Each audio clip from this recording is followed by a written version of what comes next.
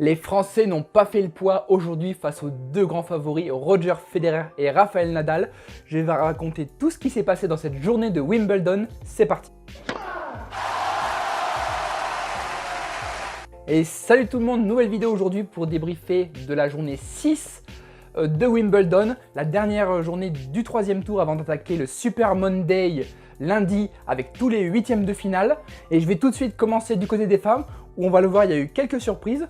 En tout cas pour commencer, ça passe du côté des favorites que sont Kvitova, Ashley Barty, la numéro 1 mondiale et Serena Williams, toutes trois en 2-7. C'est vrai que Serena Williams, on pouvait douter un petit peu de son troisième tour face à l'Allemande Julia Görges, qui est une joueuse assez difficile à manœuvrer, surtout sur surface rapide que sur gazon. Sachant que Serena Williams a peu de matchs, peu de rythme dans les jambes ces derniers mois, on pouvait attendre un match piège et finalement elle s'impose sans trop de problèmes en 2-7.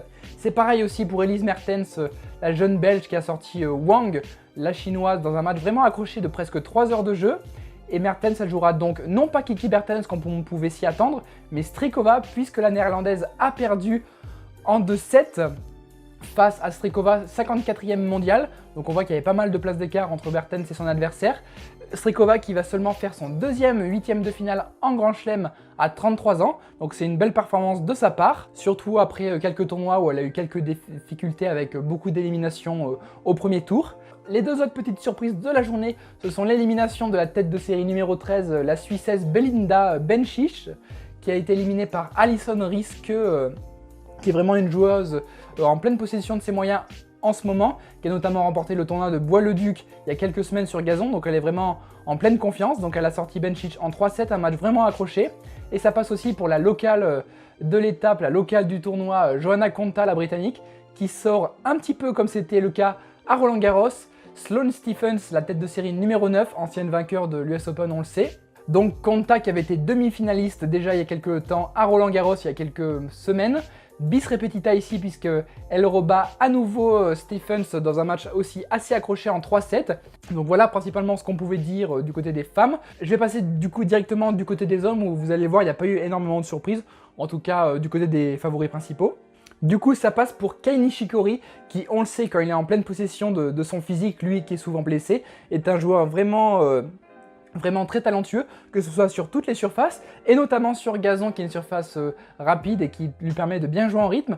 Là, ça s'est vu aujourd'hui face à l'américain Steve Johnson, où finalement le japonais s'est imposé en 3-7. Il a perdu aucun set depuis le début du tournoi sur gazon, ce qui lui était jamais arrivé à Wimbledon. On sait qu'il sort d'un quart de finale l'an dernier, donc là probablement qu'il peut rééditer cet exploit puisqu'il aura un huitième de finale qui est potentiellement à sa portée, puisqu'il jouera en huitième de finale Kukushkin, le Kazakh, qui lui a sorti, c'est une demi-surprise on va dire, l'Allemand Struff, qui lui faisait vraiment une bonne saison, globalement une bonne saison tout court et une bonne saison sur gazon. Un peu un coupeur de tête on peut dire, puisqu'il avait sorti pas mal de bons joueurs, Zverev, Tsitsipas, Shapovalov plusieurs fois dans l'année. Donc c'est intéressant. Kukushkin qui avait fait vraiment un match très solide, notamment du fond du court face à... Il a su annihiler la puissance de Struff. Kukushkin qui avait donc sorti au début du tournoi John Isner, qui était déjà une grosse performance de sa part. Donc là, il accède en huitième de finale seulement pour la deuxième fois de sa carrière après l'Open d'Australie, c'était en 2012, donc ça commence à remonter déjà. Il commence à se faire un petit peu vieux, il a la trentaine passée.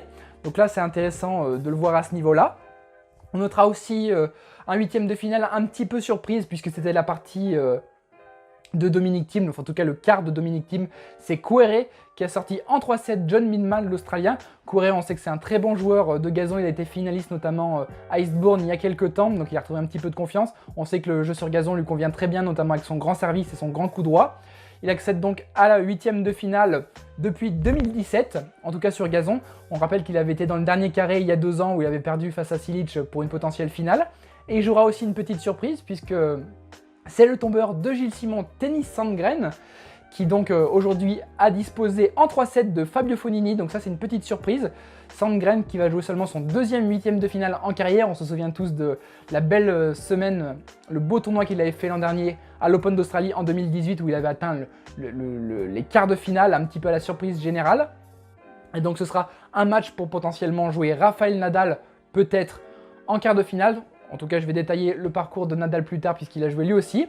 On continue aussi avec Matteo Berrettini, le jeune espoir italien qui a sauvé 3 balles de match face à l'Argentin Schwartzmann qui était vraiment mal embarqué dans ce match. Il avait eu des problèmes avec son service, il faisait pas mal de fautes directes. Mais finalement, il s'impose face à l'Argentin en 4h20 dans un match vraiment assez long où vraiment il a su, dans le tie-break du 4e set, vraiment reprendre les choses en main et s'imposer directement en faisant le break dès le début du 5e set. Berrettini qui fait vraiment une très bonne saison puisqu'il a déjà gagné 2 tournois cette année. Il va rentrer dans le top 20 avec ce 8e de finale et surtout il fait une saison sur gazon vraiment exceptionnelle. Je crois que c'est un des joueurs, peut-être si ce n'est le joueur, qui a gagné le plus de matchs cette saison sur gazon puisqu'il a été titré à Stuttgart juste après Roland Garros. Il a fait une demi à Le seulement battu par Goffin et donc là il va jouer son 8e de finale, son premier 8e de finale en Grand Chelem et donc pour la première fois à Wimbledon. Donc c'est vraiment un joueur, je pense, à suivre dans les prochaines années, qui est assez grand, il fait 1m93 je crois, donc il a un bon service, un bon jeu de fond de court. C'est un petit peu un mélange entre un Thomas Berdych et un Karen Khachanov. Donc c'est intéressant à suivre, il jouera Federer. Federer, je vais aussi détailler son parcours. Et pour finir, le match Evans-Sousa, qui à l'heure où je tourne la vidéo est pas fini. Potentiellement on aura un 5e set, je sais pas encore, donc je sais pas trop me prononcer. Là aussi c'est un petit peu un 3e tour surprise, puisqu'on n'attendait pas les deux joueurs à ce niveau-là. Mais vraiment, les deux matchs qui nous intéressaient le plus aujourd'hui, en tout cas concernant les favoris, c'était bien sûr les chocs de Nadal et Federer face à nos Français. Donc on va commencer du côté de Federer, qui s'impose en 3-7 face à Lucas Pouille 7-5, 6-2, 7-6. Un match assez accroché, notamment sur les premiers et 3e sets. Un Federer qui a été bon sans être transcendant, mais un Lucas Pouille qui a saisi vraiment sa chance dans le premier set, qui a bien joué aussi au 3e set, mais qui surtout, on peut dire, a manqué de régularité au niveau de son service. 48% de première balle, contre 70% pour Federer qui lui s'est vraiment montré autoritaire sur ce point-là. Federer a eu vraiment raison de se méfier, de ne pas sous-estimer Lucas Pouille, il l'avait dit notamment dans ses interviews d'avant-match. Lucas Pouille qui faisait vraiment un très bon début de Wimbledon avec aucun set perdu. Mais là, on a eu un Federer qui a vraiment été constant, notamment pour sauver des balles de break et les convertir. Ça, je trouve aussi, c'est un petit point que je pense qui est un petit peu meilleur que l'an dernier où on avait tendance, bon, si on met l'Open d'Australie à part, qui avait tendance à l'énerver du fait qu'il n'arrive pas à convertir ou à sauver des balles de break. Là, depuis la saison sur terre battue et les premiers matchs sur gazon, je trouve qu'il négocie plutôt bien tout ce qui est tie break, sauver les balles de break, donc c'est intéressant de ce côté-là, ça peut le mener loin encore dans le tournoi, on verra bien. Donc je l'ai dit, un Pouille qui était vraiment bon au premier set, qui s'est d'ailleurs procuré les premières balles de break étaient de son côté, mais Federer qui a bien su trouver la parade avec ses nombreuses variations dans son jeu et son très bon service, comme j'ai dit, 70% de première, vraiment très efficace de ce côté-là. Donc Federer qui jouera Berrettini pour une place en quart de finale, match intéressant à suivre aussi. Et donc je viens à Rafael Nadal, qui lui s'est imposé sans souci, même vraiment un match expéditif de sa part face à Joe Tsonga, qui lui a laissé seulement 7 jeux, 6-2, 6-3, 6-2 en à peine plus de 2 heures. C'est vrai qu'on pouvait anticiper un match assez accroché, notamment le fait que Tsonga restait sur une victoire, même si ça restait il y a quelques années, et que la seule victoire sur gazon était aussi pour le Français, mais là aussi c'était il y a presque 10 ans. Donc avec son gros service et son coup droit, prendre l'échange tôt, on pouvait se dire que le Français allait poser quelques problèmes à Nadal. Et bien finalement, il ne s'est rien passé de tout ça. Nadal a concédé aucune balle de break sur son service. C'est notamment sur son service qu'il a fait la différence puisqu'il a passé 11 aces, il a passé 70% de première balle, tout comme Federer, mais surtout il a perdu que 10 points sur l'ensemble du match sur son service. Tsonga qui lui a vraiment peiné de ce côté-là au niveau de son service, 56% de première balle. Tsonga qu'on a senti aussi lent dans ses déplacements, il commence à se faire vieux aussi, j'ai un petit peu l'impression qu'il est un petit peu moins affûté que ces dernières années. Et il n'a pas su faire la différence sur son coup droit. Et on a vu que Nadal pilonnait pas mal son revers qui est vraiment son point faible. Surtout avec un gazon qui a tendance à se ralentir de l'avis de la plupart des joueurs cette année. En tout cas, Tsonga ne pouvait pas vraiment espérer mieux que ce match-là. Mais globalement, je pense que sa saison sur gazon peut être assez positive avec un très bon match fait contre Federer à Halle et un bon tournoi globalement à Wimbledon, ce qui peut lui permettre de revenir dans le top 50 et de potentiellement espérer de nouvelles deuxième semaines dans les futurs tournois.